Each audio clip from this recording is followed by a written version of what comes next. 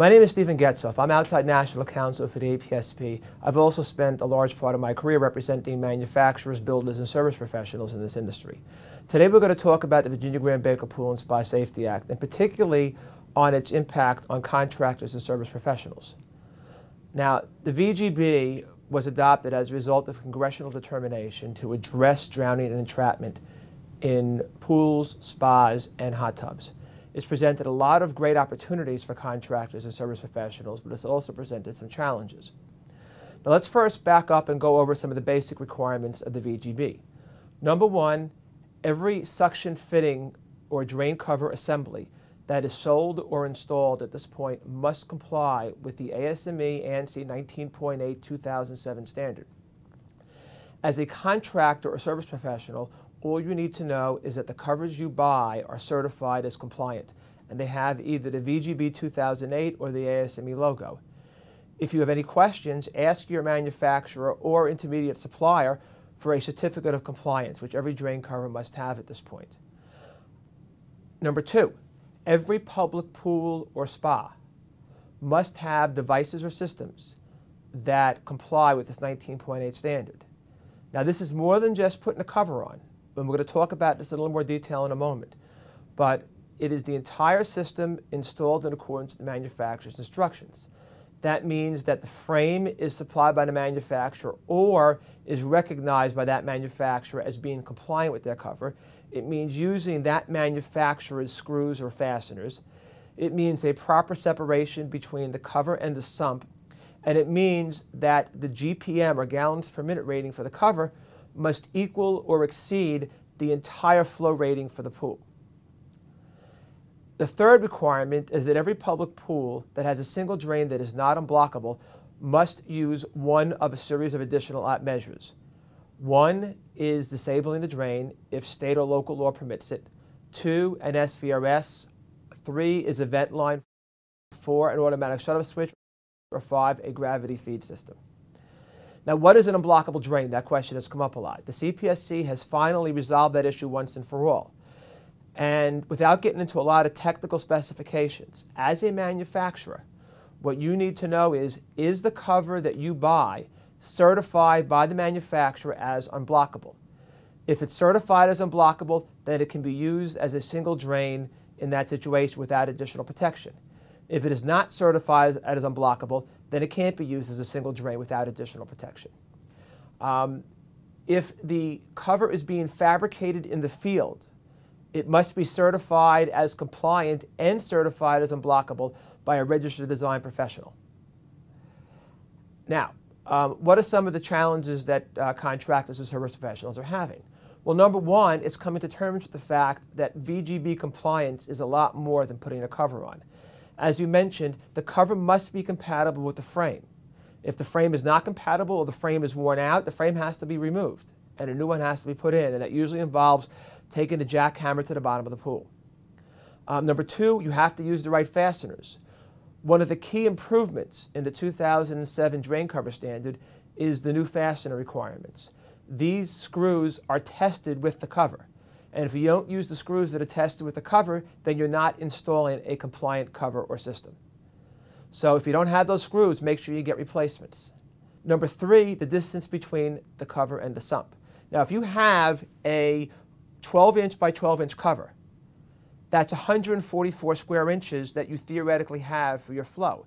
But now you take a 2-inch pipe and put it up flush against that cover.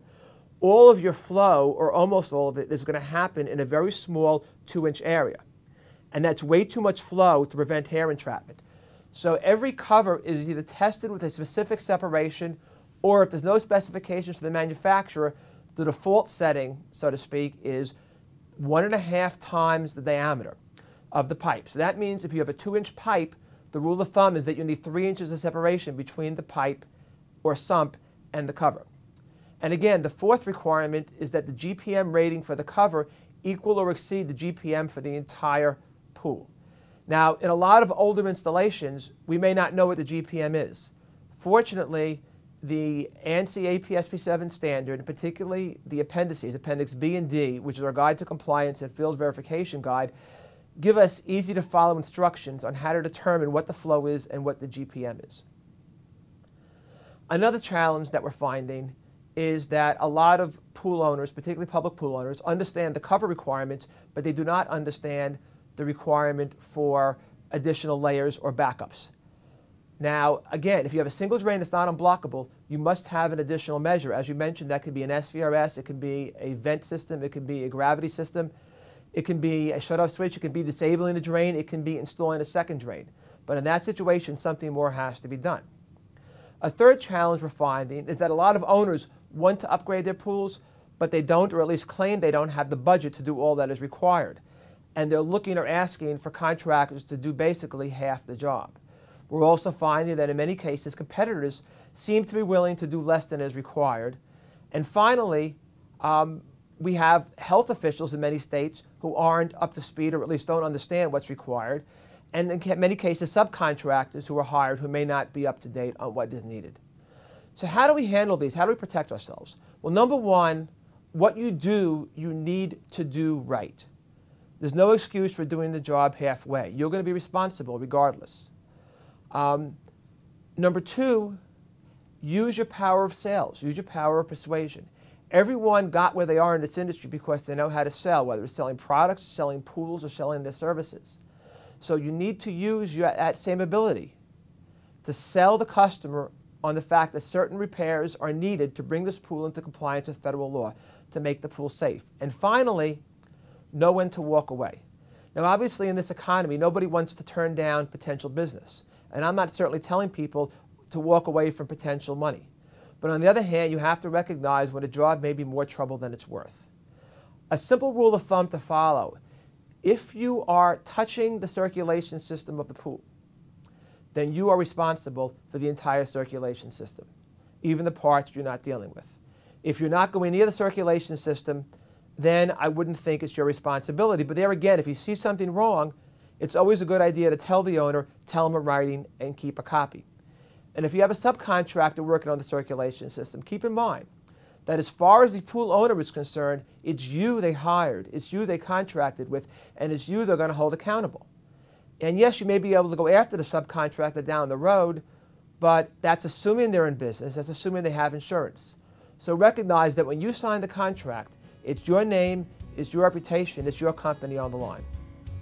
The Association of Pool and Spa Professionals is the world's largest international trade association and the leading industry advocate representing the swimming pool, spa, and hot tub industry.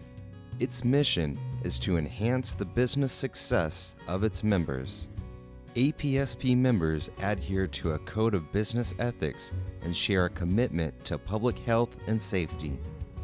Our member companies include manufacturers, manufacturers' agents, distributors, designers, builders, installers, retailers, and service professionals.